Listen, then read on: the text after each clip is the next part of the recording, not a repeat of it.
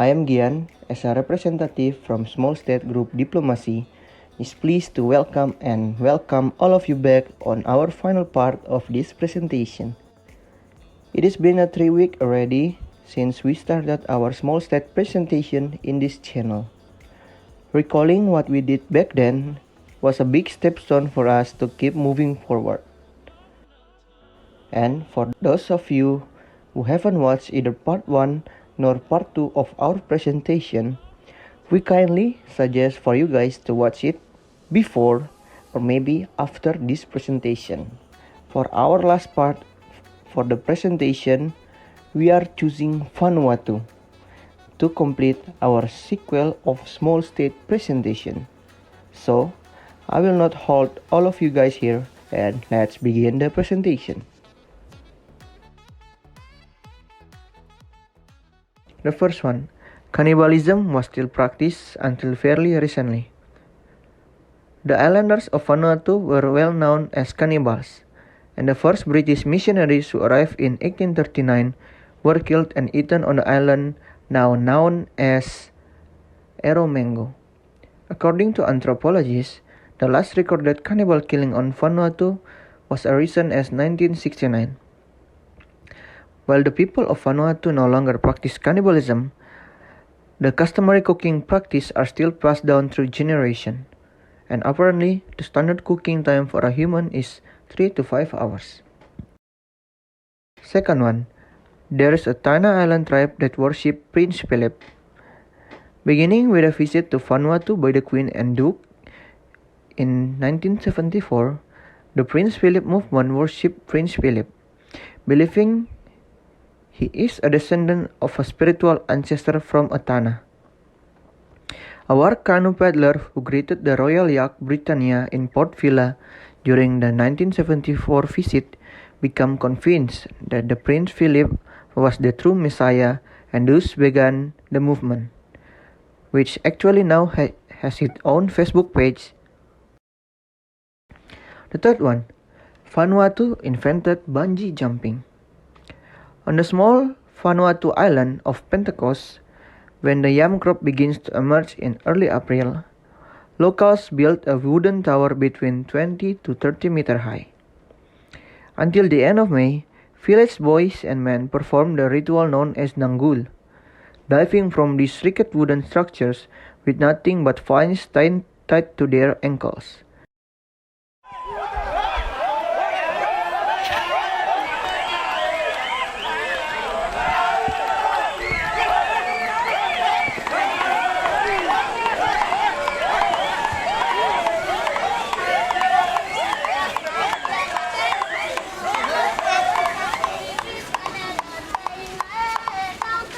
So we're here on Pentecost Island in Vanuatu with Lindblad Expeditions National Geographic, and we're at the Land Divers. Land diving developed in Vanuatu, dating back many centuries. While the exact reason for the diving isn't known, the timing of the diving in April and May is tied to the yam harvest. A great dive ensures a bountiful harvest.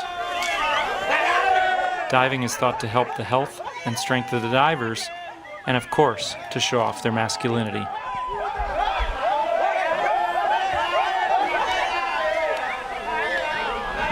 The camera's going to be up there and we're hopefully going to capture it. Probably not done before with a GoPro. Incredible event. They're going to tie vines to their ankles and jump off, and we're going to hopefully capture it all.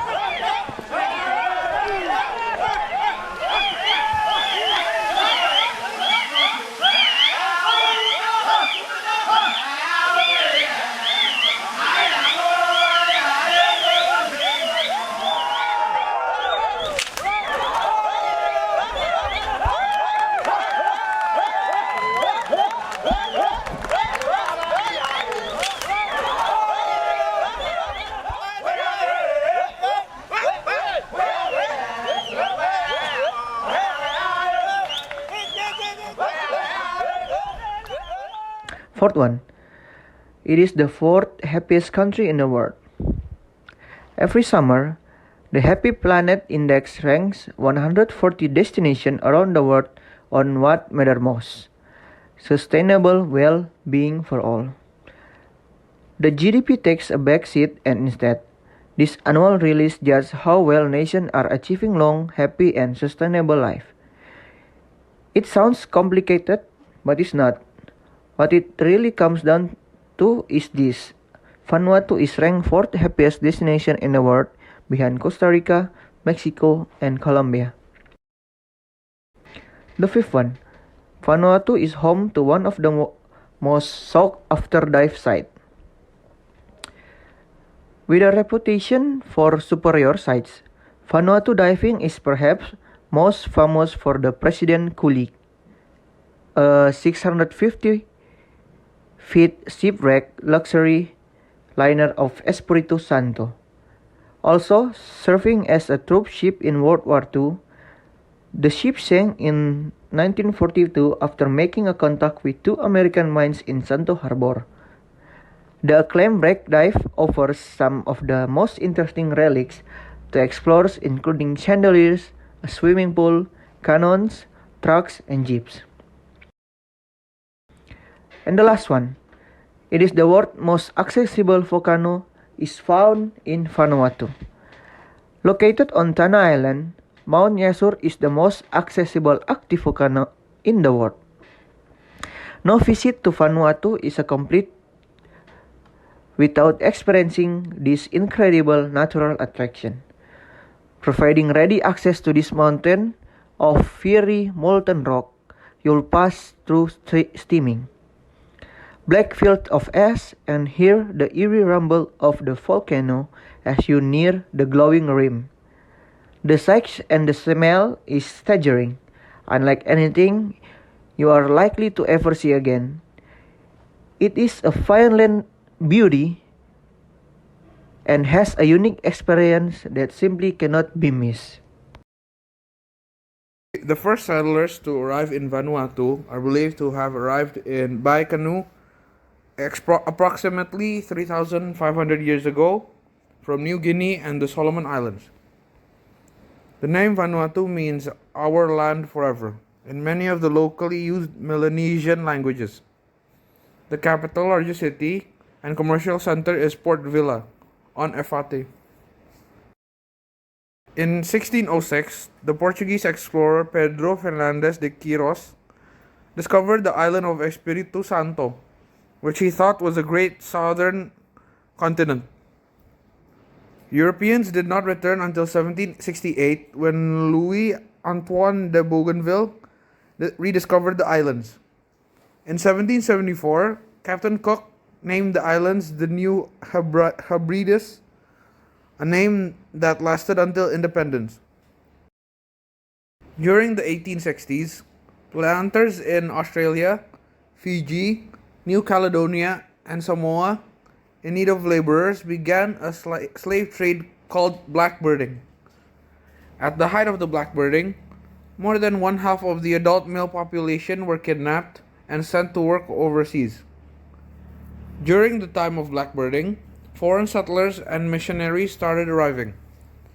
Initially, most of the settlers were British subjects from Australia.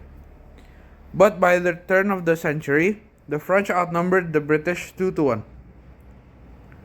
Attempts to halt the decimation of the native population met success in 1887, when the islands were placed under an Anglo-French naval commission, governed in the current capital Port Vila, which at the time was known as Franceville. In 1906, France and the United Kingdom agreed to administer the islands jointly. They replaced the Naval Commission with the British-French Condominium. It was a unique form of government, with separate governmental systems in the same country that came together only in a joint court. Many called the condominium the pandemonium because of the duplication of laws, police forces, prisons, currencies, education, and health systems. Overseas visitors could choose between British law, that was considered stricter but with more humane prisons, or French law and French prisons, which were somewhat uncomfortable but with better food.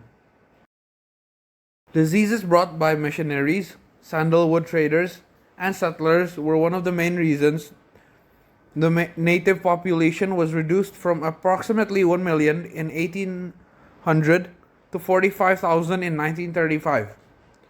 During World War II, the islands served as bases for Allied forces in the Pacific Theater. Today, tourists can still buy original Coca-Cola bottles divers have retrieved that were thrown overboard from American battleships and aircraft carriers sheltered in the harbor. On the 30th of July in 1980, amidst the brief Coconut War, the Republic of Vanuatu was created. Since independence, only custom owners and the government can own land. Foreigners and other islanders who are not custom owners can lease land only for the productive life of a coconut palm, which is estimated at 75 years. The two major settlements remain Port Villa on the island of Efat and Luganville on the island of Espirito Santo. Vanuatu has been categorized as a small state by the World Bank. Vanuatu also matched the classification of small states made by the Commonwealth, which is a state with a population of 1.5 million people or less. As of July 2021, Vanuatu itself only has an estimate of around 314,000 people. Its geographical location makes Vanuatu the world's most vulnerable country to disaster. The reason is because Vanuatu is located on the Pacific Ring of Fire at the meeting of two tectonic plates. As a result, the country is prone to year-round seismic and volcanic activity, with associated risk of tsunamis. There are over 2,000 seismic cases reported each year, with most cases on a smaller scale, although larger tremors and quakes of over 5 on the Richter scale do occur on a regular basis. Vanuatu is also prone to tropical cyclones that normally run from November to May. Throughout this period, there is a high risk of strong winds and heavy rains, along with floods, landslides, and road closures. The impact of the cyclones is very damaging to the country. For example, in 2015, Vanuatu experienced Tropical Cyclone Pam. This cyclone affected 188,000 people out of a total population of 270,000 people. Food stocks and water sources were damaged or destroyed. 95% of crops in affected areas were wiped out. This cyclone also damaged or destroyed more than 70% of health facilities and 50% of schools. Last year, in April 2020, Tropical Cyclone Harold hit the northern provinces of Vanuatu. The response became more challenging as it was in the middle of a national state of emergency to prevent an outbreak of COVID-19.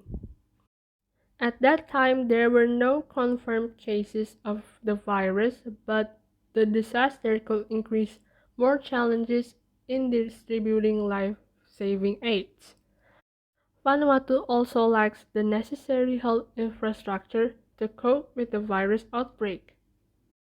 According to the UNICEF, because of the cyclone, more than a third of the population and more than 20,000 children live in the worst affected areas. In the province of Sanma, about 90% of the population lost their homes, and 60% of schools were damaged. Health services in Vanuatu are also difficult to reach because of the destruction of roads and damage to health facilities. Essential medicines and other equipment were also damaged. Some health personnel were injured and some also lost their homes.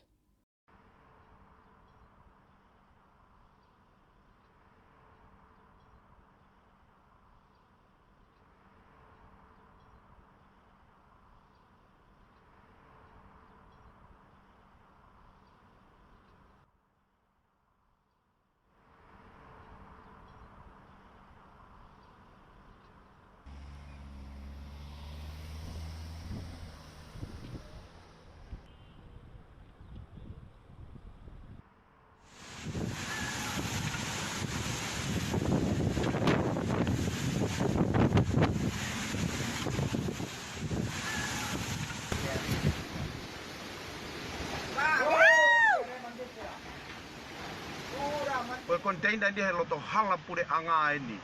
Tonga tu e container ko ini hala pure anga. Ka ke lava o fowe. We container hala pure anga.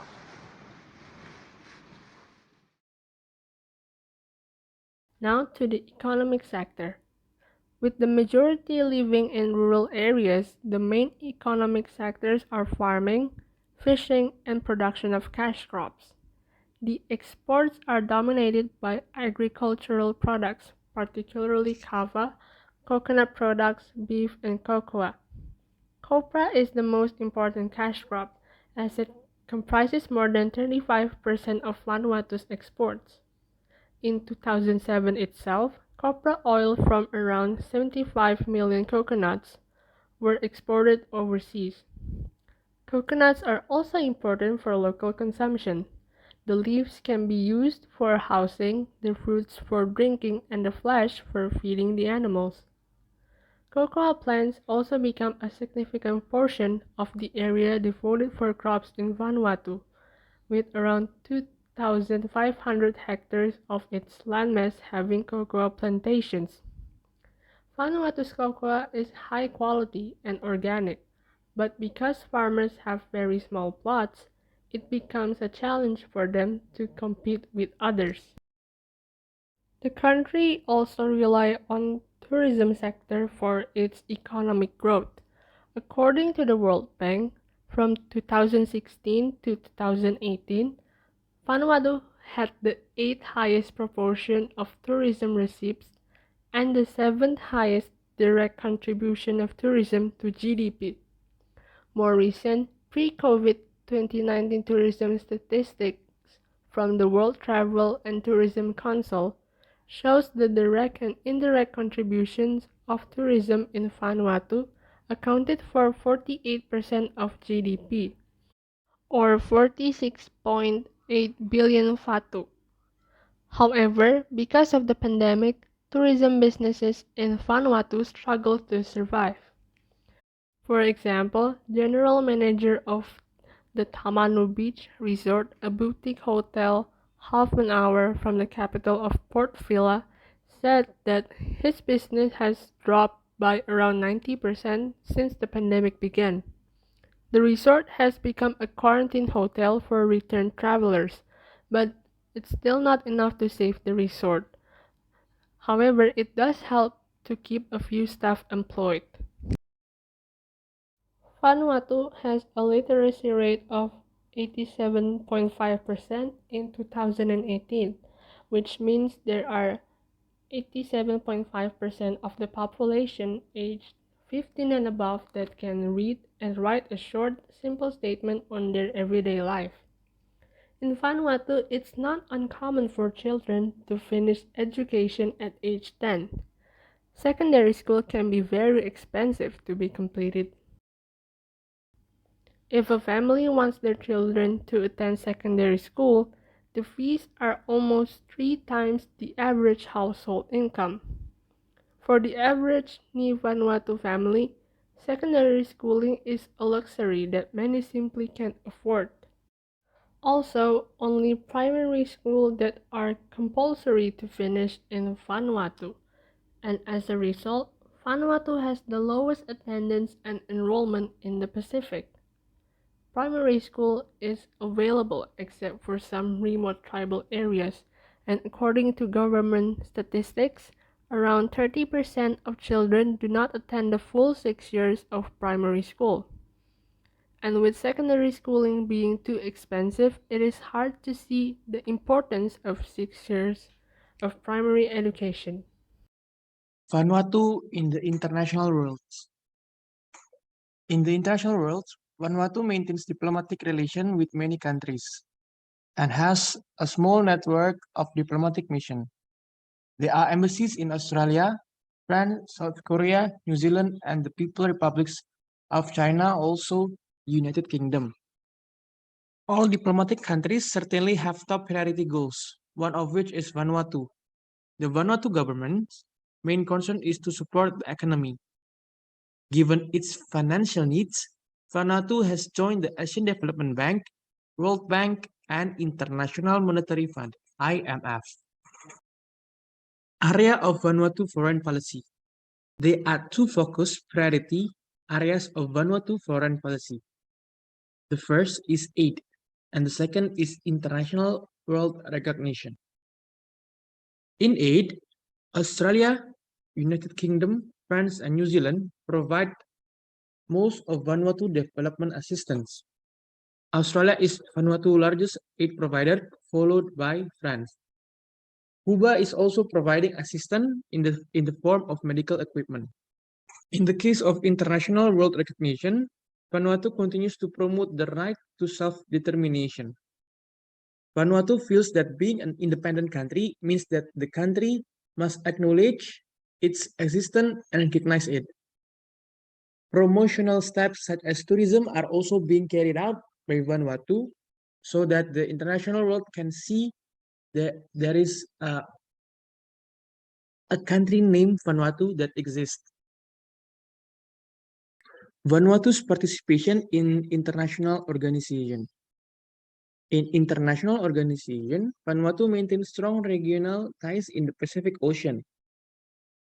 Vanuatu is a member of the Pacific Islands such as the South Pacific Applied Earth Science Commission, the South Pacific Tourism Organization, the Pacific Regional Environment Program, and the Pacific Community Secretariat. Vanuatu was accepted into the Commonwealth of Nations in 1980 and the United Nations in 1981. Vanuatu is currently the only Pacific nation to join the non-aligned movement. Vanuatu diplomacy in the midst of pandemic. As we know, the challenge posed by the pandemic provide opportunities for new players to compete for influence in Vanuatu. As I mentioned earlier, COVID-19 diplomacy is the trigger for biggest new player in the region and argue that the pandemic may have geopolitical consequences. The coronavirus COVID-19 pandemic is spreading across the Pacific Island, posing a serious threat to their economies and human security. Nations are stepping up to help the region. COVID-19 diplomacy in the Pacific consists of 4 types of activities.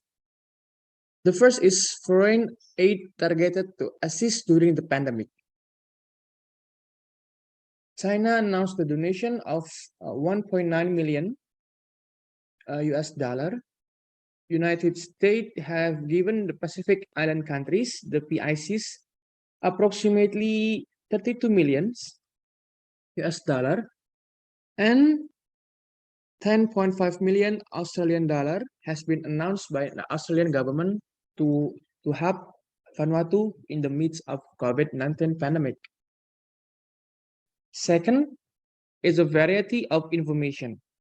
The International Cooperation Committee jointly held a video conference with the senior health officials and experts to direct the procedure for controlling the movement of pandemic COVID-19 in Vanuatu. Third is reaching the mainstream media in the Pacific to publicize the support of the international community, especially the countries that help Vanuatu directly during the pandemic. The fourth activity involves the international community, which in addition to helping the international community financial, also send several human resources to Vanuatu against the COVID-19 pandemic.